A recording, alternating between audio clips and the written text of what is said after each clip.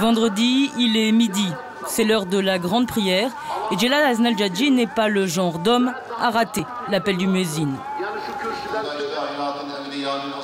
5 prières par jour, 4 pèlerinages à la Mecque, pas une goutte d'alcool, une stricte observance du zakat, du jeûne. Celal est un homme très pieux.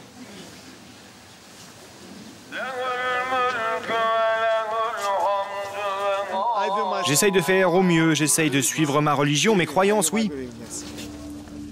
Tout le monde ici est un peu comme lui. Il faut dire que nous sommes à Kayseri, en Anatolie centrale. Un point sur la carte entre Asie et Europe, le cœur de la Turquie traditionnaliste, conservatrice et religieuse.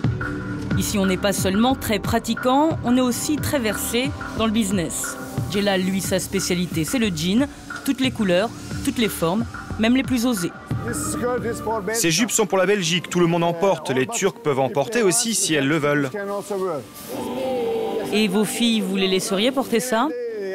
Non, elles ne peuvent pas porter cela. En général, on ne met pas ce genre de jupe à Kayseri, mais peut-être sur la côte. Ça ne l'empêche pas de produire près de 2000 pièces par jour, 5 millions d'euros de chiffre d'affaires. Alors oui, pour ce prix-là, Celal est pragmatique. Et quand il y a contradiction entre préceptes religieux et réalité économique, eh bien on s'adapte. Exemple, le Coran interdit le prêt avec intérêt. Pour Celal, il suffit de lire entre les lignes. Vous prêtez de l'argent à quelqu'un, si en échange vous lui demandez de lire, c'est illicite. Mais si vous demandez un crédit à la banque et que vous utilisez cet argent pour votre travail, on ne considère pas cela comme des intérêts, même si vous remboursez plus que ce que vous avez emprunté. C'est plutôt un accord de crédit. Une façon de faire coexister deux piliers, l'usine et la mosquée. Pour la prière du vendredi, par exemple, tout est prévu. Des bus affrétés par les employeurs pour des milliers d'ouvriers et une mosquée construite par les hommes d'affaires au cœur de la zone industrielle. 750 usines alignées, textiles, meubles en série. Ici, on produit de tout et on vend partout. Cette ville, dopée par l'union douanière avec l'Europe, est devenue l'un des 4 principaux centres industriels du pays, l'un des plus riches aussi. Pour beaucoup, l'islam est la clé du succès. Une cité laborieuse, austère, pas un dancing, pas de vente d'alcool, juste un adage, prière, affaires et prière. Le soir tombé, nous retrouvons Celal et il se rend au siège de l'AKP. Comme la majorité des chefs d'entreprise de Kayseri, il partage les mêmes valeurs que le parti islamo-conservateur. Ce n'est pas seulement dans la vie politique que nous sommes conservateurs, c'est aussi dans la sphère privée.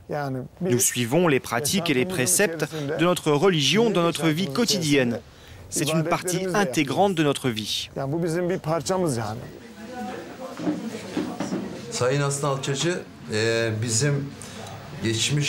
Nous sommes amis avec M.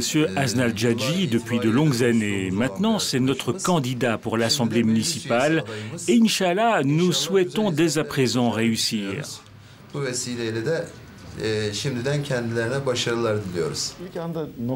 Du succès, l'AKP en a eu 61% des voix. La ville est un bastion du parti conservateur, une vitrine pour montrer au monde qu'islam et modernité ne sont pas incompatibles. Notre ville a réellement réussi à être au niveau d'une ville européenne et elle est devenue l'une des villes les plus prisées de Turquie. Hommes d'affaires et membres de l'AKP côte à côte, une connivence politico-afféro-religieuse qui commence à agacer et surtout les laïcs du parti CHP. À 2 jours du scrutin municipal, l'opposition est en campagne, les candidats sillonnent la ville à la recherche désespérée de partisans. Mon jeune ami, je ne dis pas ça parce que je suis fâché contre toi, mais j'essaie de sonder l'opinion publique. Désolé, je ne peux rien faire pour vous. Avant que je sois député, j'étais à la tête d'une société de literie dans la zone industrielle. Une usine totalement tournée sur l'export avec l'Union européenne.